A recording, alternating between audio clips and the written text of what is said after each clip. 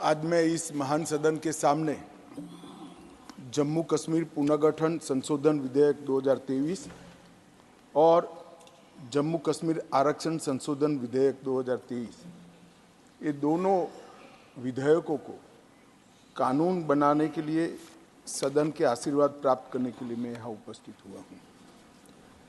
मान्यवर,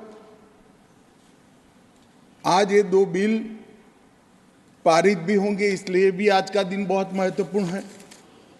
और आज का दिन जम्मू कश्मीर और भारत के इतिहास में अलग दृष्टि से भी बहुत सुवर्ण अक्षरों से अंकित होने वाला है, क्योंकि आज ही सर्वोच्च अदालत की संवैधानिक खंडपीठ ने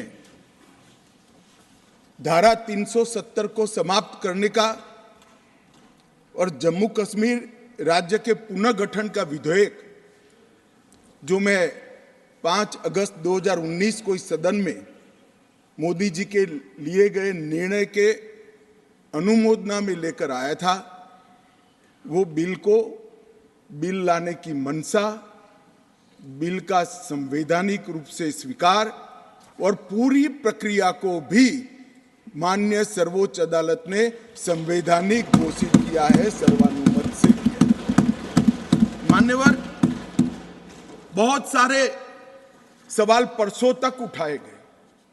परसों भी लोकसभा में कहा गया कि ये बिल अभी लंबित है, क्यों जल्दबाजी में ला रहे हैं, सुप्रीम कोर्ट न्याय करेगी, आपको राह देखनी चाहिए।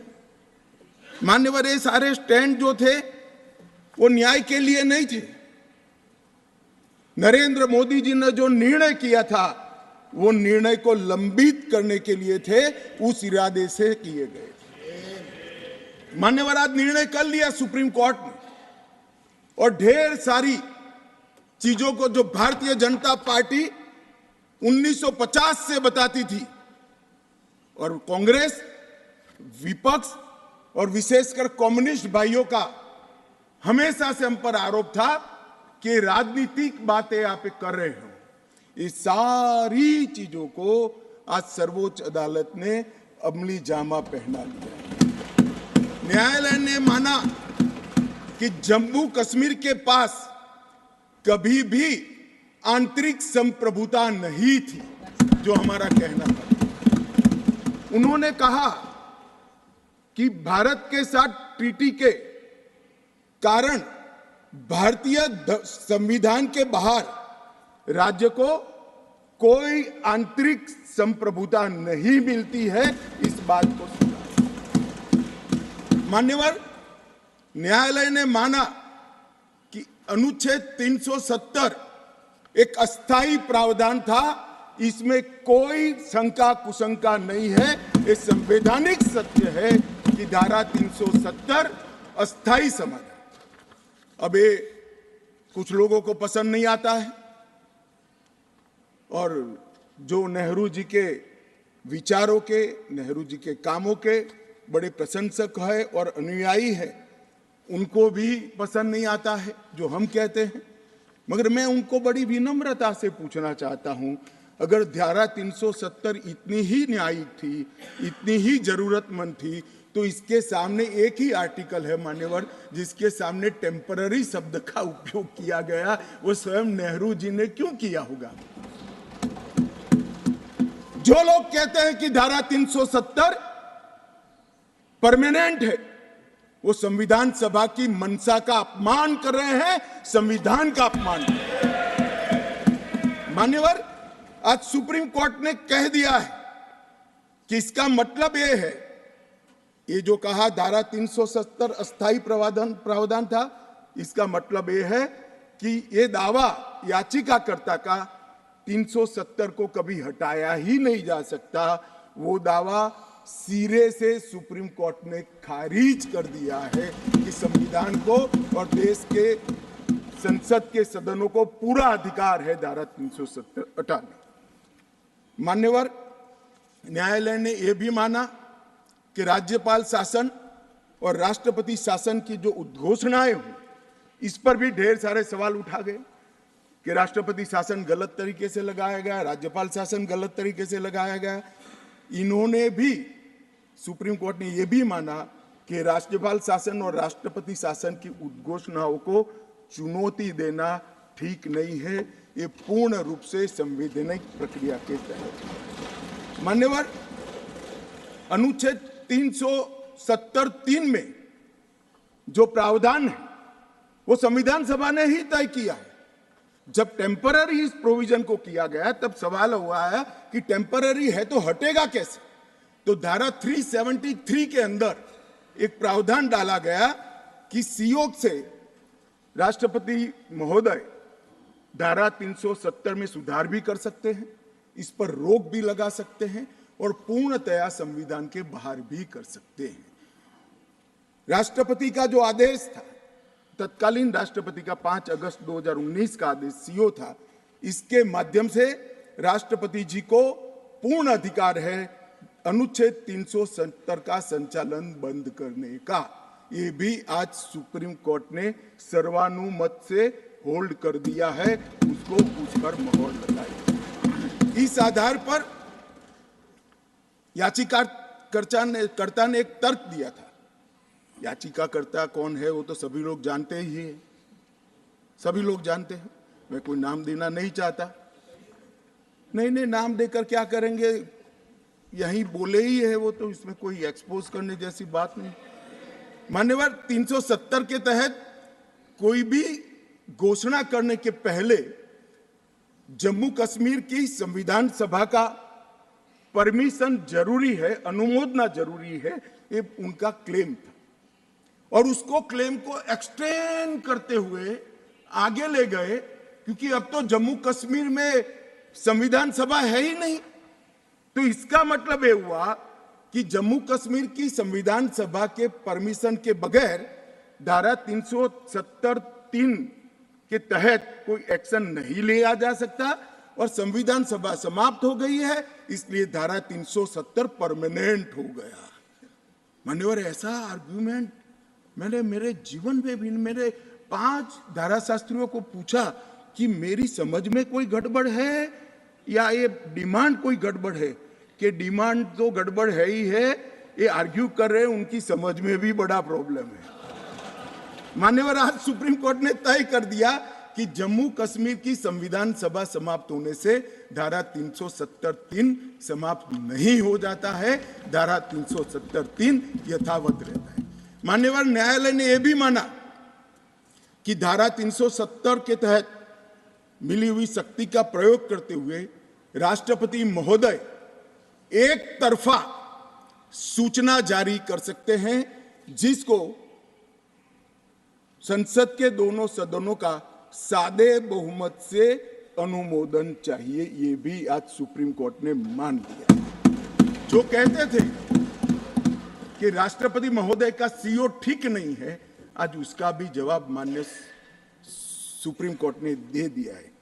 मान्यवर, उपयुक्त बिंदुओं का सीओ 272 पर कोई प्रभाव नहीं है, ये भी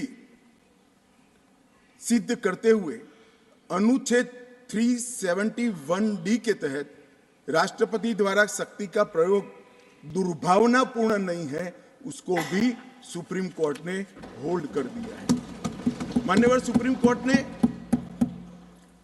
यह भी होल्ड कर दिया है कि क्योंकि जब अब धारा 370 समाप्त हो चुकी है, अब जम्मू कश्मीर के संविधान का कोई अस्तित्व नहीं रहता है। मान्यवर, न्यायालय ने चुनाव कराने के लिए भी चुनाव आयोग को निर्देश करे। मान्यवर, बहुत सारे लोग, अब इसमें तो इतना सारा लूट गया, जो दावे थे सारे खारिज हो गए। तो एक पूंछ पकड़कर मैंने बाइट देखा करते हैं, क्या पूंछ पकड़ते हैं कि चुनाव आयोग ने ऑर्डर कर दिया। अरे भाई, क्या ऑर्डर करा? मैंने स्वयं कहा है कि हम चुनाव कराएंगे, इसमें कौन सी बड़ी बात है? इसी सदन में कहा है, लोकसभा में करा है, एज ए गृह मंत्री ऑन रिकॉर्ड करा है। उन्होंने कहा कि भाई राज्य का स्टेटस वापिस देंगे, तो ये भी मैंने कहा है। कि अप्रोप्रिएट टाइम पर राज्य का स्टेटस हम वापस देंगे। और सुप्रीम कोर्ट ने भी ये जो कहा है उसमें मेरे सदन में के बयान को और सॉलिसिटर जनरल के सुप्रीम कोर्ट के सामने बयान को कोट करते हुए कहा है। अब मुझे कोई समझाए इसमें विजय कहां से हुई है? घोर पराजय में विजय कैसे ढूंढना, इसकी कला कोई आप लोगों से सीख ले साहब। इतने बड़े घोर पराजय विजय कैसे ढूंढना, इसका कोई अभ्यास वर्ग साहब रखना चाहिए साथ अर्थ में। ये बहुत बड़ी कला है। मैं तो आज अगर उनके जैसे मेरे विचार होते तो ये सुप्रीम कोर्ट के जजमेंट को देखकर डिप्रेशन के मारे 1 महीना सदन में ना आता, मगर ये तो प्रेस कर रहे हैं। और कांग्रेस पार्टी ने आज प्रेस करी मान्यवर, और प्रेस में क्या किया कहा कांग्रेस पार्टी ने? कांग्रेस पार्टी ने ये कहा मान्यवर कि ये जजमेंट आने के बाद भी हम मानते हैं कि धारा 370 को गलत तरीके से हटाया गया है। अब मान्यवर देश के दोनों सदनों ने, देश की संसद की दोनों सदनों ने राष्ट्रपति के सीओ को अनुमोदना दे दी, कानून पारित हो गया, कानून नोटिफाइड हो गया। किसी ने चैलेंज भी किया सुप्रीम कोर्ट में, ठीक है, सबका अधिकार है, करना चाहिए। सुप्रीम कोर्ट में एक लंबी बहस भी हुई, 5 जजों की बेंच बनी और 5 सीनियर मोस्ट जज बने बैठे इसमें, लंबी बहस, सबकी सुनवाई हुई, आज फैसला भी आ गया। मगर ये फैसले के बाद भी ये कहते हैं कि हम इसको नहीं मानते हैं और हम मानते हैं कि धारा 370 गलत तरीके से हटाया गया है।